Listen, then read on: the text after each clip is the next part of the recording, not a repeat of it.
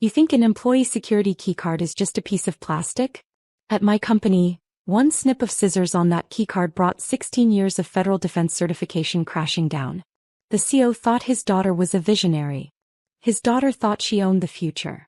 Only I knew the system was waiting for one wrong move to execute them both. My name is Ren Douglas. I'm 44 years old and I'm the Senior Compliance Director and Chief Information Security Officer for Crimson Eagle Defense Solutions. Our office complex sits in Northern Virginia, a cluster of reinforced concrete and tinted glass buildings tucked between pine forests and restricted government land, where defense contracting meets the deadly serious business of national security. This is where military precision meets corporate bureaucracy, and I've been navigating that minefield for 16 years. My routine is the skeleton of our operations. I'm not superstitious, but I am obsessively systematic. My Subaru pulls into parking space C22 at exactly 7:38 every morning. Not 7:37, not 7:39. By 7:44, I've badged through 4 separate security checkpoints and I'm standing in the break room, pouring my 14-ounce cup of Earl Grey tea. 1 sugar cube splash of milk. When you've spent time in the Navy, you learn that consistency isn't boring. It's survival. Before I even sit down, I'm logged into my terminal. The first thing I do is verify the compliance dashboard. It's my morning ritual, my security blanket. Green indicators across every module. That's what keeps me breathing easy. For 16 years, the entire framework of Crimson Eagle's federal security certification has been anchored to my digital signature, my credentials, my clearance architecture. They're not just credentials. They're the company's lifeline. They're the master authentication that lets us bid on and secure the kind of $6 billion to $8 billion contracts that keep 1,200 employees paid and our shareholders happy. If you're new here and enjoying these powerful stories, make sure to hit that subscribe button and stay tuned for more. Let me know in the comments what part of today's story touched you most. Our CEO, Lawrence Jennings, dreams about the board meetings where he presents revenue growth. I have nightmares about the catastrophic audit failure that's lurking if we slip even once. I'm the keeper of our oath to the United States Department of Defense, an oath backed by regulations more complex than aircraft schematics. My profile is the digital seal on that oath, the signature that says we can be trusted with information that could end lives if it falls into the wrong hands. My office isn't really an office. It's part of what the technical staff calls the vault. No exterior windows. The air smells like ozone and sounds like white noise from industrial cooling systems and redundant power supplies. This is the company's brain stem, a series of cipher-locked rooms containing our audit servers, physical compliance archives and triple encrypted backup arrays. The sales division with their client dinners and golf outings never venture here. Human resources with their wellness initiatives treats it like restricted territory. They're not entirely wrong. I am the architect of institutional memory. I exist in the vault. I patrol the corridors between humming equipment racks, amber and jade status lights creating patterns in the semi-darkness. I verify tamper-evident seals on climate-controlled safes containing paper audit trails. My actual workspace faces a wall of displays. The primary monitor shows system health, green and operational. The core modules display like a military checklist. Access ledger authenticated by W. Douglas. Security sync authenticated by W. Douglas. Compliance archive authenticated by W. Douglas. My name is the foundation beneath everything. Around 9:15 when the morning rush settles down, the requests begin flowing. Not from executives, but from the people who actually engineer the defense systems we deliver. Liam Cooper, a senior systems architect who perpetually looks like he survived on energy drinks and sheer willpower, appears in my doorway. He never fully enters the vault. His respect for boundaries is one reason I trust him. "Ren, you have a second?" he asks, clutching his tablet like it might explode. "What's the issue, Liam?" "Quick briefing document going to the client at Fort Meade. Standard progress report, but it references the new satellite communications module. Can you give it a security review?" He understands what I understand, that progress report and satellite communications are red flags for any federal inspector. I take the tablet, scan the draft, identify the 3 paragraphs that are technically accurate but operationally dangerous. I rewrite them, replacing ambiguous language with precise, Audit-approved phrasing from our last certification review. This, I say, handing it back, is what you actually mean to communicate. He reads it and the tension visibly drains from his shoulders. Ren, you're saving my career on a weekly basis. Lunch is on me Friday. Just log the revision in the document control system, Liam. 40 minutes later, Nina Fletcher from Cybersecurity Operations sends me an encrypted message. Unusual activity in the access logs. Someone attempted to query the classified archive database from an unrecognized workstation. Before I trigger the incident protocol, can you confirm this isn't one of your scheduled audits? I check my automated monitoring scripts. Not mine. Nina, initiate lockdown procedures and forward me the complete incident report when you finish the investigation. I need it for the monthly briefing. Understood. Appreciate the quick turnaround. This is my ecosystem. A world of deliberate actions, documented procedures, and professional trust earned through relentless competence. Liam and Nina don't respect me because of my title or seniority. They respect me because I know the regulations cold, and when the federal auditors arrive unannounced, I'm the barrier standing between them and a career-destroying compliance violation. In the Navy we had a principle. Credibility is accumulated in drops and destroyed in floods. These people trust me because I've never allowed a single drop to be wasted. But for the past several weeks, the atmosphere in the rest of the building has shifted. There's an undercurrent building like pressure before a storm breaks. There's a new corporate initiative championed by HR and the executive suite. Transformation and velocity, they're calling it. More company-wide assemblies than usual, facilitated by outside consultants who pepper their presentations with phrases like eliminating bottlenecks and cloud-native thinking. These words make my blood run cold. They're the vocabulary of people who've never had to explain a security breach to federal prosecutors. Eliminating bottlenecks sounds like removing access controls. Cloud-native thinking sounds like forgetting that the most critical data must, by federal mandate, remain air-gapped and offline. I attend these assemblies from the back row, arms folded, watching risk radiate from presentation slides like heat from a furnace.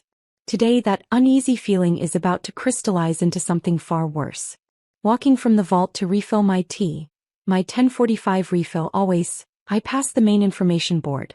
There's a new announcement, glossy and professionally designed, completely incongruous against the usual backdrop of emergency procedures and benefits updates. The poster announces a mandatory company assembly, revolutionizing operations with disruptive leadership. Below the headline is a photograph. On one side stands Lawrence Jennings, our CEO, wearing his practiced executive smile. Standing beside him, hand casually resting on Lawrence's shoulder, is a younger woman I've never encountered before. She's wearing an expensive blazer over a designer t-shirt, no jewelry except for a watch that probably costs more than most people's monthly mortgage. She has the kind of haircut that costs $300 and is engineered to look effortlessly messy. This must be the daughter. The one who, according to office gossip, burned through venture capital on a failed social media startup in Seattle and is now returning to daddy's company for rehabilitation. Her name is printed below the photograph, Ella Jennings. She's been brought in as the whispered rumors describe it. Her new title, invented specifically for her arrival, is Senior Vice President of Strategic Innovation. It's a title that signifies everything and nothing.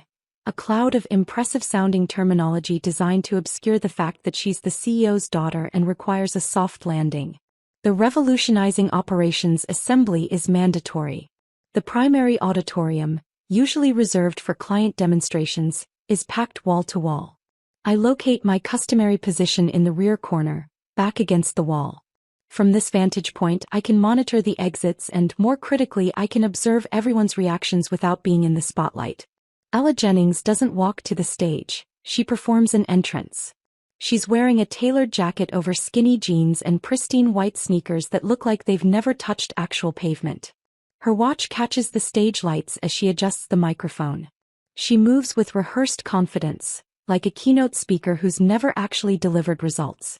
"Thank you all for being here," she begins, her voice smooth and practiced. "It's amazing to be home to help my father guide Crimson Eagle into its next evolutionary phase." Behind her, an enormous display illuminates. The slide deck features high-resolution graphics and aggressive typography. The opening slide simply reads, Operation Resurgence, over a stylized image of a phoenix emerging from digital flames. I've witnessed this production before, usually right before everything burns to ash. For too long, she continues, pacing across the stage like a caged predator. Crimson Eagle has been accomplishing extraordinary work, but we've been handicapped. We've been weighted down by outdated thinking, by resistance, by procedures designed for a world that no longer exists. She clicks her remote. The next slide appears, Kill the Compliance Dinosaur. It shows a cartoon brontosaurus being crushed by a meteor labeled, Disruption. The metaphor has all the subtlety of a wrecking ball. We're transitioning to an adaptive, innovation-first framework, she announces, her voice carrying practiced enthusiasm. We're going to shatter barriers. We're going to move at the speed of thought. We're going to disrupt the old paradigms. She pauses, scanning the auditorium. Her gaze sweeps across the executives in the front rows, the middle managers in the center sections, and finally lands on me in the back corner. I'm not watching her. I'm reviewing a printed copy of new federal cybersecurity requirements that I'm annotating with a blue pen. Actual paper. Old school. Dinosaur territory. Legacy positions, she says, her voice dropping into a more ominous register, will need to transform or they'll need to disappear. Her gaze lingers on me just a fraction too long. It's a calculated gesture, a public marking of territory. The message transmits clearly. The compliance dinosaur in the back corner, the one with the paper and blue pen, is on the extinction list. I've been in the military. I recognize what it looks like when someone declares war without formally announcing it. A handful of people in the middle rows, mostly the newer marketing recruits, nod eagerly. Liam and Nina, sitting 4 rows ahead of me, suddenly find the floor tiles fascinating. They understand this playbook. They've witnessed what happens when consultants start proposing the disruption of mission-critical security infrastructure. I don't feel fear. I don't even feel anger. What I feel is cold, analytical amusement, because as she continues launching into verbal gymnastics about synergizing our data governance, I notice she just mispronounced the acronym for the DFARS framework. She called it DFARS, letter by letter, like a child sounding out an unfamiliar word, instead of DFARS as a single designation. It's a microscopic error. A mistake that only I and perhaps 2 other people in this auditorium would catch. But it reveals everything. She's memorized the buzzwords, but she's never read the actual regulations. She's rehearsed the presentation, but she's never sat across the table from a federal compliance officer who's asking why your documentation doesn't match your stated procedures. She discusses her previous role.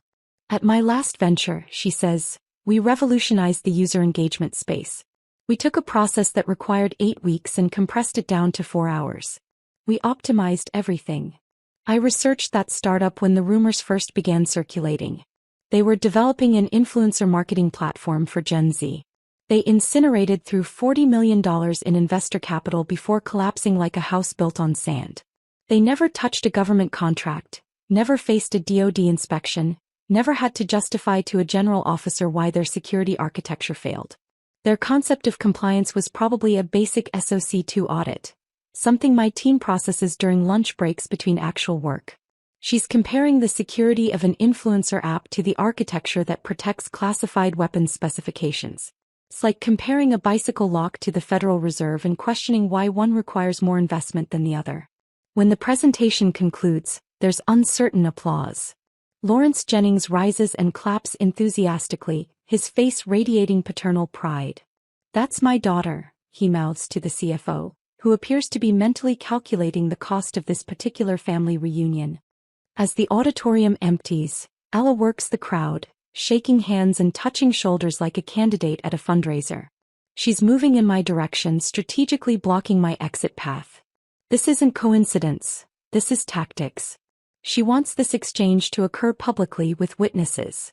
Interesting presentation, I say when she reaches me, my voice as flat as the Virginia plains. Thanks. Just trying to spark some change, she replies, running fingers through her expensive haircut. You're Wren Douglas, the compliance queen. Senior Compliance Director and Chief Information Security Officer. I correct her. They're separate functions with distinct legal accountabilities. Right. She leans in closer, adopting a conspiratorial tone like we're old colleagues sharing confidences. Listen, I've been analyzing your department's operational metrics. Lots of manual workflows, lots of paper. She gestures at the documents in my hand. I'm passionate about automation. I want to automate this entire vault. We can't be agile if we're dragging dead weight. She pauses and I can see her building toward her primary objective. I mean, do we really need one dedicated person as custodian? It feels like a constraint, a vulnerability. There it is. She's not posing a question, she's announcing a conclusion she's already reached. She wants to replace a federally mandated human checkpoint with software she probably discovered in a blog post. She thinks compliance is just another app waiting to be disrupted. I study her face for a long moment, examining her expression. She has the confidence of someone who's never had to clean up the wreckage of her own failures. The federal government requires a person, Ella. Not a presentation. They require someone who carries legal liability if the data is compromised. The architecture is built on human accountability. Your automation can't take that oath. Her smile tightens like a wire about to snap. The practiced charm vanishes from Ella's expression, replaced by cold irritation. This is someone who's unaccustomed to being contradicted, especially by someone who doesn't report directly to the executive suite. She's used to people laughing at her ideas and calling her Ms. Jennings. I've done neither. Well, she says, voice suddenly clipped, that's exactly the outdated thinking I'm talking about. We'll have to agree to disagree. For now. She pivots and strides toward her father, leaving expensive perfume in her wake. But I catch something in her expression before she turns away, not just irritation but calculation. She's not finished with me. This was just reconnaissance. I return to the vault. The hum of cooling systems is comforting after the noise of the assembly. I sit at my workstation and verify my dashboard again. Green indicators across every module. Everything's stable. Authenticated by W. Douglas. For now.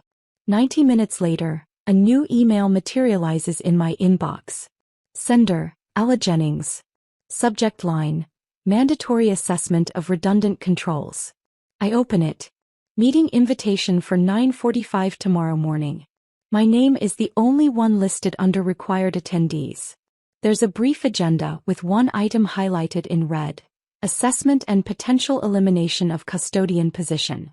She's moving aggressively, faster than I anticipated. Corporate nepotism usually progresses at glacial speed, but Ella has something to prove. I'm about to close the email when I get a familiar sensation in my gut. The same instinct I used to get in the Navy when something felt wrong on the ship.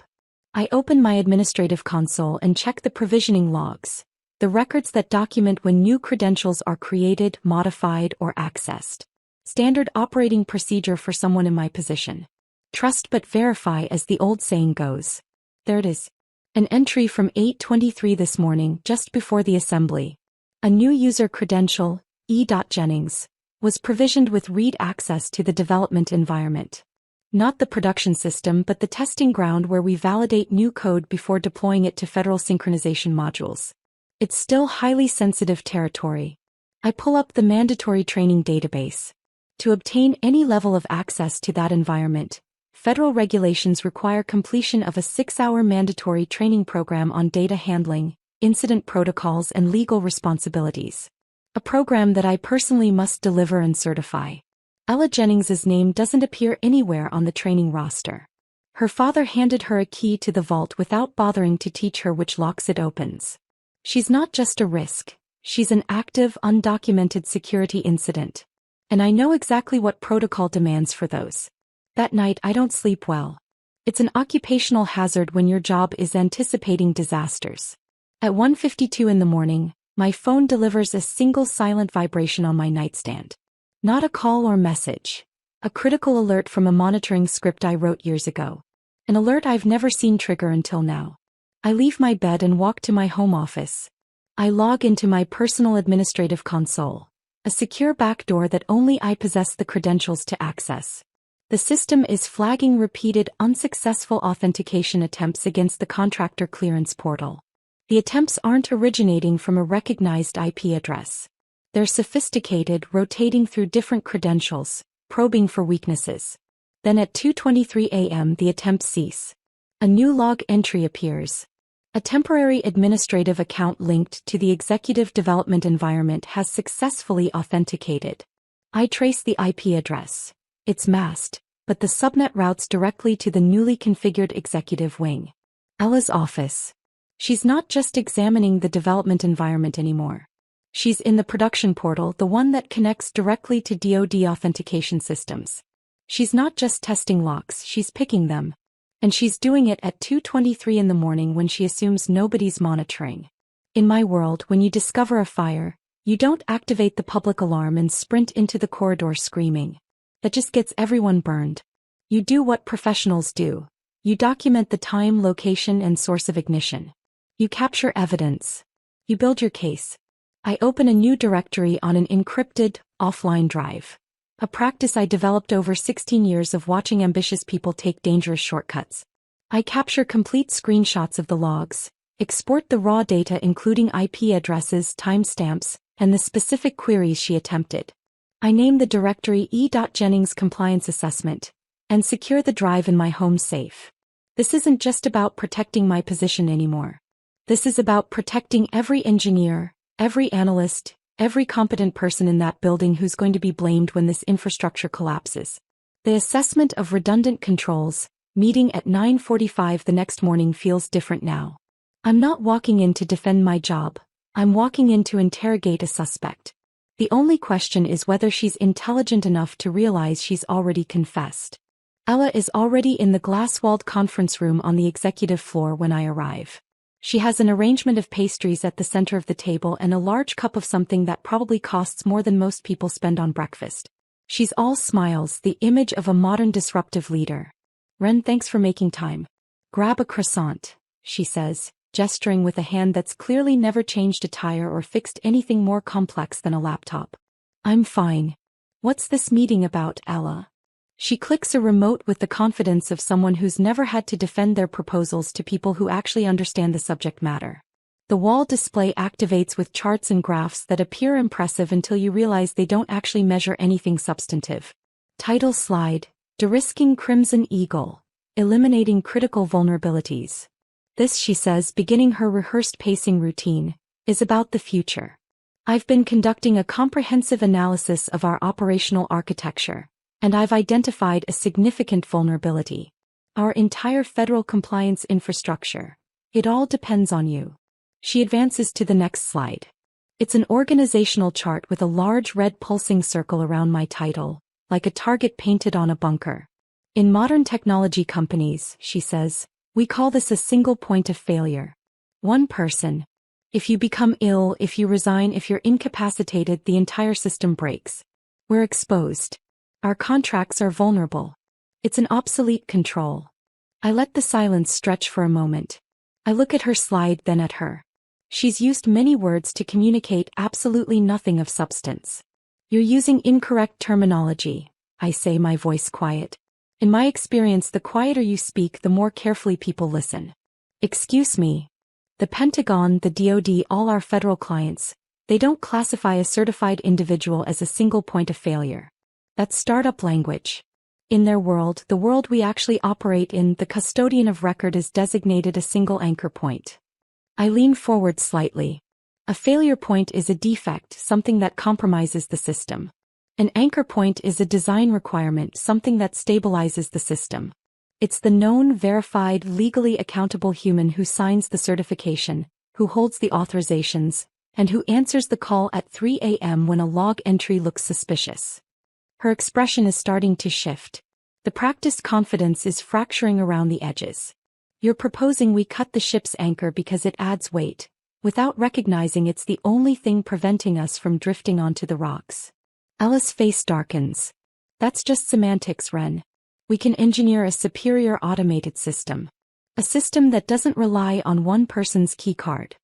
She leans forward, placing her hands flat on the polished conference table, attempting to use her physical presence to intimidate me. "It might work on junior staff, but I've been confronted by drill instructors and federal compliance officers. This doesn't even register. If your architecture is so fragile that it would collapse because of one employee keycard, then perhaps the problem isn't with me. Perhaps the problem is with your architecture. This is it. This is the moment. She's not just being arrogant, she's telegraphing her next action. She's telling me exactly what she intends to do. I look her directly in the eyes. You won't like the system's response, Ella. She scoffs, a sharp, unpleasant sound. Is that a threat? It's a log entry, I reply calmly. Systems respond with data. You should understand that, given your extensive background in compliance architecture. The sarcasm lands. Her jaw tightens. Now, if you're finished with your theoretical presentation, I have actual incident reports to review. I stand and walk toward the door, leaving her alone in her glass box with her pastries and her meaningless slides. But I can feel her stare on my back, and I know this isn't finished. She's not the type to back down from a challenge.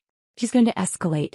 And when she does, she's going to discover that I've been building defenses for considerably longer than she's been building presentations. The invitation materializes 3 days later. Strategic Operations Summit. Mandatory for all operations and compliance leadership.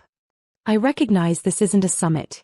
It's a public execution scheduled by someone who requires an audience to validate their ego. But first, I have documentation to file. I compose a formal memorandum to Eleanor Wright, our general counsel. Eleanor is experienced, intelligent, and absolutely paranoid about federal litigation. I don't use emotional language. I use her language, the kind that makes attorneys wake up with night sweats. Subject: formal notification of unauthorized credential escalation and obstruction of mandated succession protocol. In the memorandum, I outline the facts with surgical precision. I cite the specific federal regulations that mandate the custodian position and the required 90-day succession buffer. I state that I'm officially notifying the company that Ella Jennings has expressed clear intent to interfere with mandated controls. I attach the logs from 223 that morning documenting unauthorized executive access outside all training protocols. I file the memorandum in the official compliance repository. The system automatically timestamps it and dispatches a high-priority notification to Eleanor's inbox. I receive the read receipt 7 minutes later. She's seen it. Now they can't claim ignorance. The meeting is in the main auditorium on the executive floor, Ella's chosen battlefield. When I arrive, the room is filled beyond capacity. Ella is pacing in front of the lectern wearing her uniform. The designer blazer, white sneakers, expensive watch. She's feeding on nervous energy from junior managers. She's positioned in the front rows like supporters at a rally. We must be faster, she says, her voice amplified by the room's audio system. We need flexibility. We can't be shackled to the past. We must stop relying exclusively on people and start trusting our technology. The junior managers nod and type buzzwords on their devices. In the back, Liam and Nina are studying the carpet with the intensity of forensic investigators. They understand what she's actually saying. She wants to accelerate the company at maximum speed in complete darkness with no headlights. She completes her slide deck and opens the floor for discussion on new draft policies that were conveniently distributed only 90 minutes before this meeting. Classic power play. Don't give people time to actually analyze what you're proposing. My hand rises. Her smile becomes a thin, rigid line. She can't ignore me in a room this crowded. Ren, our custodian. Do you have a question? A clarification, I say. My voice isn't loud, but it cuts through the shuffling like a scalpel. I'm reviewing the new draft policy, Section 7, Subsection C, Data Retention. I hold up the printout. Always bring the printout. This draft proposes changing mandatory log retention from 18 months to 45 days. Ella waves dismissively like swatting an insect. That's correct. We're eliminating waste, optimizing operations. 45 days is more than sufficient in a modern cloud environment. We need storage efficiency. We need to be adaptive. This isn't about adaptation, Ella. I keep my voice level, professional. Federal Acquisition Regulation Supplement 752.204. Subsection F explicitly states that all access logs related to DoD contracts must be retained for minimum 18 months post-contract activity. Our 18-month policy is already the bare minimum. 45 days is a direct violation. The room goes absolutely silent. I haven't just disagreed, I've cited chapter and verse. I've recited scripture in a room full of believers. Ella's face darkens. The polished performer disappears and I see the entitled child beneath. You're quoting regulations that are outdated. This is the digital era. Who's actually reviewing 18-month-old logs? Nobody. It's bureaucratic waste. Christina Holloway is, I say. The name of our lead federal auditor lands in the room like a block of ice. She is and she will. When she discovers we've been systematically purging evidence logs after 45 days, she won't call it adaptive. She'll call it gross negligence. She'll call it spoliation of evidence. She'll initiate a stop work order and fine us into bankruptcy. I pause, letting that penetrate. You're not writing a policy, Ella. You're writing a finding. You're drafting the exact document that will cost this company its federal certification. You are the bottleneck, Wren, she shouts, pointing at me like a prosecutor delivering a closing argument. You're the resistance. You're the legacy thinking. And there it is.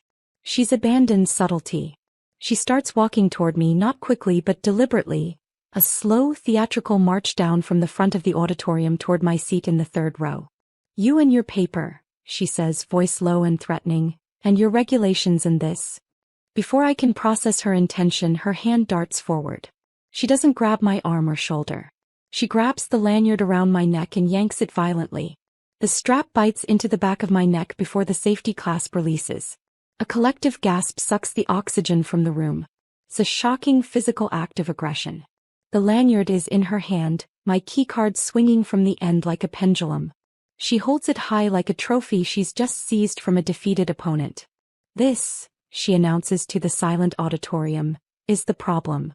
This piece of plastic, this physical credentialing, this single point of failure. She turns to the supply table where conference materials are arranged, locates heavy black office scissors.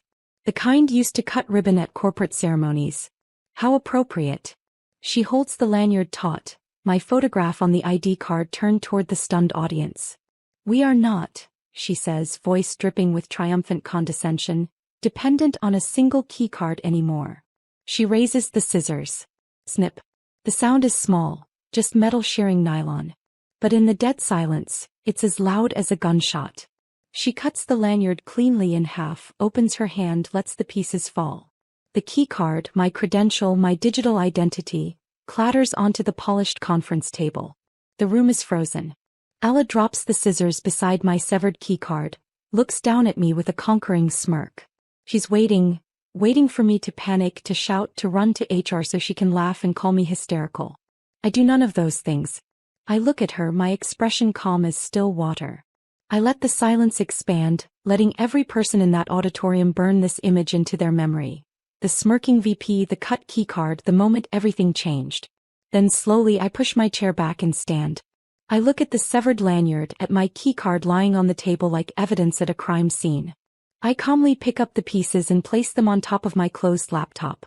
I turn my head and look directly at Ella Jennings. Her smirk wavers just slightly. She's confused by my silence, unsettled by my composure. You just notified the system, I say, my voice not a shout but a simple statement of fact, that the custodian of record has been removed outside of protocol. I turn my back on her and walk out. I don't run. I walk past the shocked expressions of managers who've never witnessed anything like this. I walk to the elevator bank, press the button for the lobby and don't look back. The moment those elevator doors close, I know what I've left behind. Suffocating silence and the creeping realization that something irreversible has been set in motion. My phone starts vibrating before I reach my car. By the time I'm in the driver's seat, it's in continuous vibration like a smoke alarm. I don't start the engine. I pull out my phone and open my secure terminal application. I type a simple status query.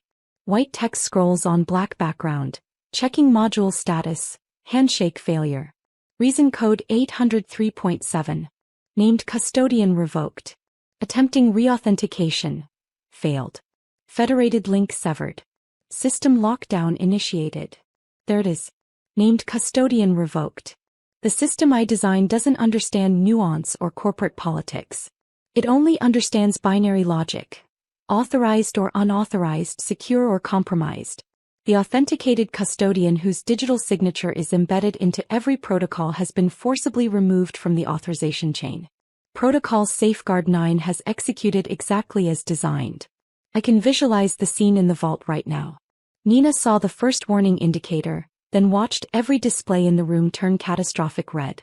Lawrence Jennings is probably sprinting from his executive office, shouting at engineers who are staring at screens with ashen faces because nobody deleted a credential, nobody modified the architecture. Ella Jennings took a pair of scissors and cut a person.